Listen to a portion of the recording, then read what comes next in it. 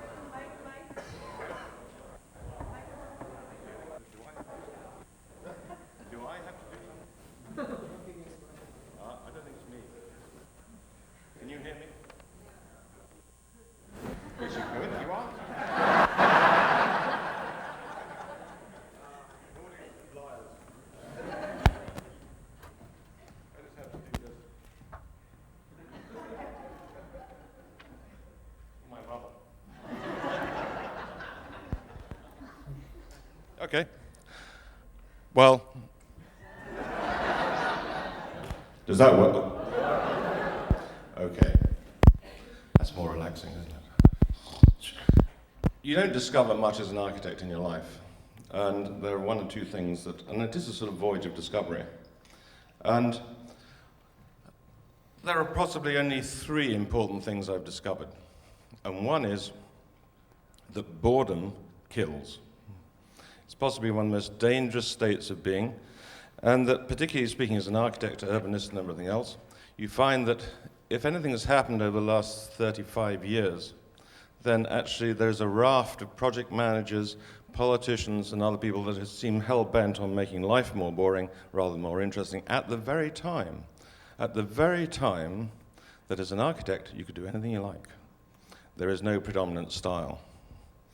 And we have a sort of new freedom. And at the same time as that possibility is rising, we're also moderating and classifying and wanting to make everything more the same. I don't understand that. That's number one. Number two is that 80% of architects are more interested in golf than architecture. Now, I think this is a worrying state, and possibly one of the most, even almost as dangerous as boredom. The last thing I've discovered is, particularly over the last 5 to 6 years, where I've been doing a lot of work with people as a way of going around all those officers and politicians and all the rest that protect the people, is that people are very usefully completely mad in a very interesting way. And I want to talk about maybe an ideal city, as that's the title of this thing. Good. Coast to coast. Is that working now? Yeah, okay. I don't need to. That's easier. And can I have the lights down a bit, please? In the north of England, there is a city which I call Coast to Coast or Pink Rose City. It goes from Liverpool to Hull. And there are, in this strip, which is about 120 miles long, and more or less 20 miles deep, there are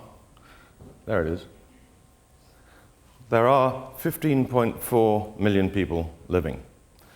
So you have Liverpool, Manchester, Oldham, Halifax, Barnsley, Leeds, Bradford, Hull, Grimsby. And I'll be talking about Barnsley. And it interests me a lot is they all occupy one city, and yet they don't know it. They use it as one city. People get up in the morning in Doncaster and think they'll go to Leeds tonight because there's a bit of something on at the theatre. And then after the theatre, they'll head on over to Manchester where there's some heavy thrashing in the clubs. It's true. Sad thing, of course, every high street is the same. But that's another problem, and that's another talk. But here, in what I could also call the New Hadrian's Wall, which is usefully could keep the Scots out, what interests me is how you might insert, because every one of these towns that I mentioned, and there are many more that I didn't mention, every one of them has a duty to actually provide some additional thousands of homes over the next 5 to 10 years. And we've been speculating on how you might do that. You know, you have some beautiful landscape. Of course, it was the home of the Industrial Revolution. And how could you insert these people, instead of just expanding and having another sort of, well, we don't call them subdivisions, but you do, going out to actually not define these, or to add to the sort of non-definition of these places, could you insert new villages? And what could they be like? Anyway, I can't go on about that because there's no time. But at one end, in Liverpool, I haven't started to construct it yet, but very soon we will, this thing called the Fourth Grace, not my title, but theirs, which is an exploration in really a three-dimensional public space. Behind here, there are a couple of towers which help pay for the thing. There's a museum, there are squares inside the building and at the top. And actually, it's what I was very determined to try and do and find out in this program was, could we provide as many places to sit as possible, to sit and do nothing? Now, as much of our public space in many of our cities is being privatized, so that you can only sit if you actually buy something like a coffee or a beer, but there's nowhere to sit and just do nothing. And sitting and doing nothing, perhaps people would dream, and if people dreamt more, then actually life could be more interesting. There it is, sitting alongside the existing Three Graces. The building on the left, the Liver building, was actually designed by an architect who failed the architecture course, so he wasn't an architect, I suppose, at Liverpool. And he built that as a developer, and he put the two Liver birds on the top, which was a sort of public gesture because it overlooked the School of Architecture. Sort of race through this. Going further along this new city is Manchester. There's a lot of repairing things, and what we're trying to do in all of these places, and I'll come on particularly into Barnsley in a minute, and this is called the Card Room, or New Islington, nothing to do with Tony Blair, which is an inner city which is just a wasteland at the moment. But by intensifying the use of and the centres of the existing towns and cities, and then, of course, defining an edge, you give some notion of identity.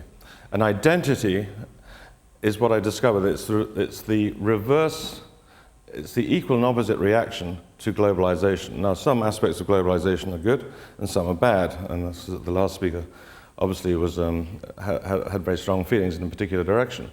But what I've found is that as people travel more and more and the world gets smaller in their mind, they want the place that they live in and they occupy, their town, their village, their city, to be different to everywhere else, not the same. So this is 1,500 new homes, which we're just beginning construction in Manchester. Moving over the Pennines a bit to Wakefield, in this site, there's this fabulous River Calder, which is where Turner sat down here to make a painting of downtown Wakefield, which is off to the north of this picture. And he wouldn't sit there today. We fucked it up. But when I first went to look at this site, which is this weir on the river, for a new gallery, I had to meet this person on the waterfront. And I couldn't find the waterfront. And so I stopped someone in the town and said, "Can you tell me where the waterfront is?" And they said, "Well, there isn't one. We haven't got a river." I thought, "Well, you do." Isn't that extraordinary? So this is for a new gallery, but an infrastructural gallery. So galleries are free, of course, and you can go in here and you can use that to actually collect people, and as they're on their way to work or to shop or to play, they pass artwork. And it's actually for Barbara Hepworth. I can't go into that. I just want to go quickly on to Barnsley, because there's a little film I want to show you. Now, you see, the 15th of March 2002, I guess that is, so just over a year ago, I was charged over a 3 to 4 month period initially to develop a vision and a future for Barnsley. When I first met the leader of Barnsley Council, Steve Houghton, I met him in the town hall, and he said to me, he said, "Will," he said, "it's your job to put Barnsley on the must-do list for every tourist coming to Britain." And I looked out of the window and I thought, there's a task. So we did a couple of things. I decided we'd work with all the young people, the old people, the police, the politicians, of course, they refuse to be ignored, and to get them to describe a day in 15 or 20 years' time walking around downtown Barnsley. And then when they write these descriptions, and then you say, right, draw it. You have to remember that in the Victorian times, everyone could draw. No one can draw, and I can assure you the results of particularly the politicians is that they can't draw at all. However, you gather this stuff and you play it back to them. I should also say that we made a sort of vox pop movie before, where we sent out the team from the studio and said, just ask the people of Barnsley one question. If you had £150 million to spend on Barnsley to make it better, what would you do? And 85% of the people said free parking. It's extraordinary. But if you make a movie of 100 or so people saying free parking, just one after the other, free parking, free parking, free parking, and you play it to people just before you get them to dream about Barnsley, it works wonders. Say, this is not aspirational, you know. This is not going to change your lives. But out of this came the notion of a sense of containment, a sense of a wall, a sense that actually in the downtown area there are only 2,400 people living there, and as a result of our exercise, which we've now gone on and into some detail, you could actually house 75,000 people in the area of the existing downtown. So you have to define it. So this idea is this inhabited wall. You find that as you go on, and I think part of our job is a sort of marketing campaign, because at the same time, responding to Steve Houghton's request, I thought about that and I said, and because of the topology of the town, this is to turn it into, I said in the national press, Barnsley, a Tuscan hill town. And everyone laughed, of course, in a very useful way. But actually, now they don't laugh. And the idea of putting a wall, it's all about, within that thing, that title, Tuscan hill town, is the notion of a quality of life. A life which might be Sunday lunch with roast beef and Yorkshire pudding, and they still do that. But after lunch, you then perambulate around the park on the top of the wall, and you stop for a beer, and you look out to the countryside, and you gradually thin out the edges, the fading edges of this existing town, and before long, you have it as a place. Here's a model of the downtown area. Now, I probably should go on to the DVD at this point. If someone can help me on that, please. And the first part of the vision we put into a film which we played in the cinema. We refused to write a report. Everyone, the only people that read reports are the local press, and they're looking for negative aspects because they're looking for tomorrow's headline.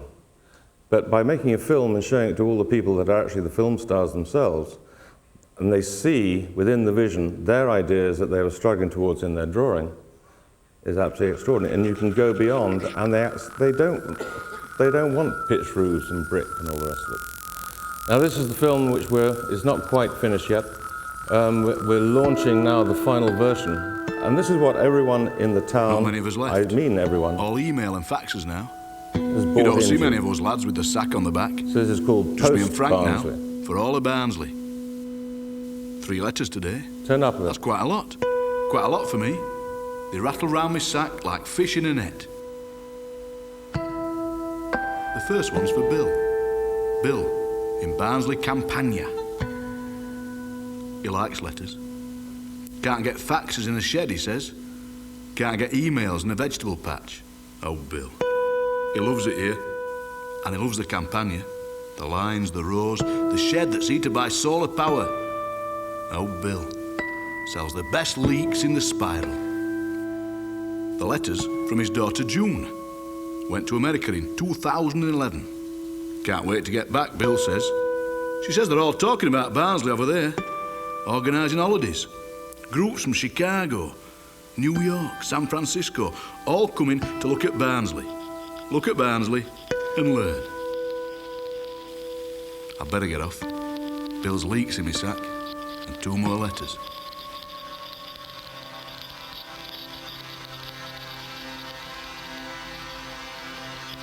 I like looking at the wall, he says.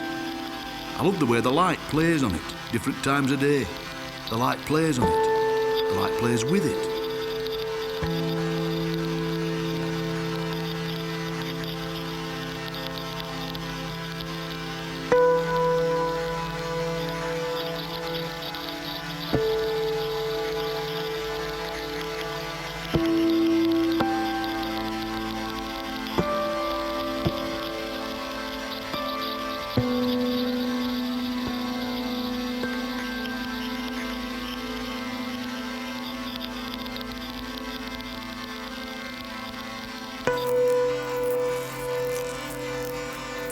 I like the trees.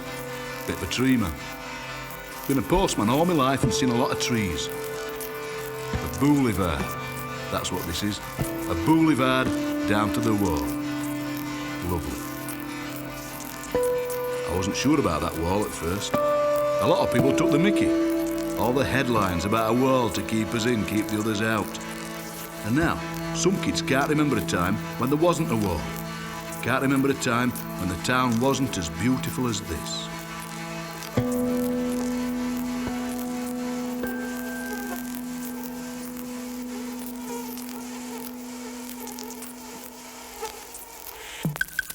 The next one's for Dawn. Dawn, the receptionist at the Brain. There were loads of rows about what to call that place. Letters to the Chronicle, live debates on Barnsley TV, virtual polls on the bus terminals behind the seats. Eventually, they called it the Brain. The Brain of Barnsley, you see. The Brain of Barnsley. It's beautiful inside. Screens, seats, coffee, tea. I sometimes see Bill in there, clicking onto leaks.com.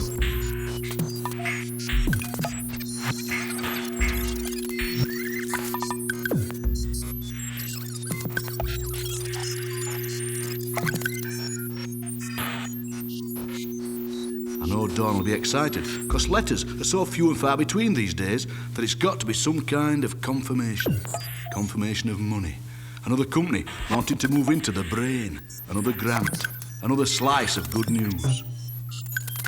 I remember when this town was all bad news. All bad news all the time. Now, there's even a word for it on the telly. When they do a good news item, they call it a Barnsley. And finally, on News at 10, tonight's Barnsley.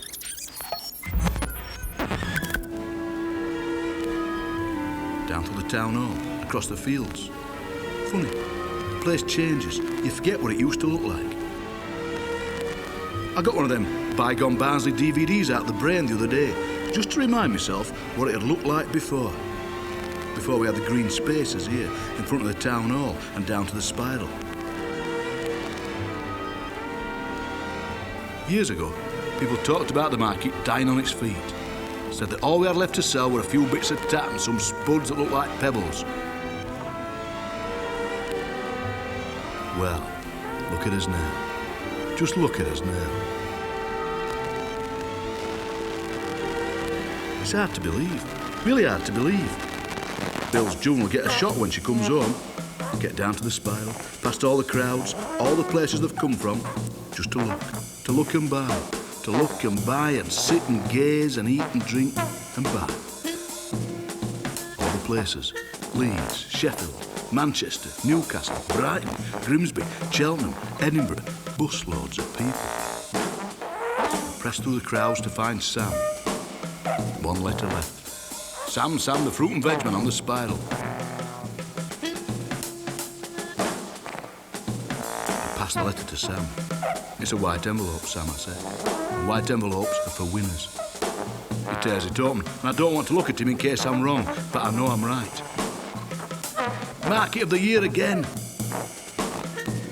They're doing a Barnsley on the news tonight. And then I've done. Sack empty. I walk back home, up Kendry Park, looking down at the town in the beautiful sunset. I'll be out here tonight, just looking at the halo of light.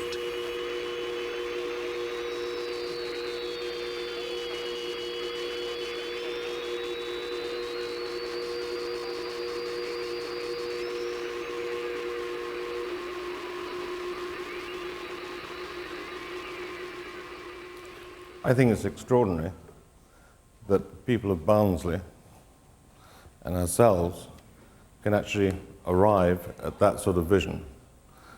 I'm happy to report that actually as a result of the work done so far, there is currently an investment of £200 million into Barnsley to be built in that way. And I find that extraordinary. And the great lesson I've learned from the people of Barnsley is by working with the people, architecture and urbanism is not about designing, it's about discovering what something wants to be. Thank you.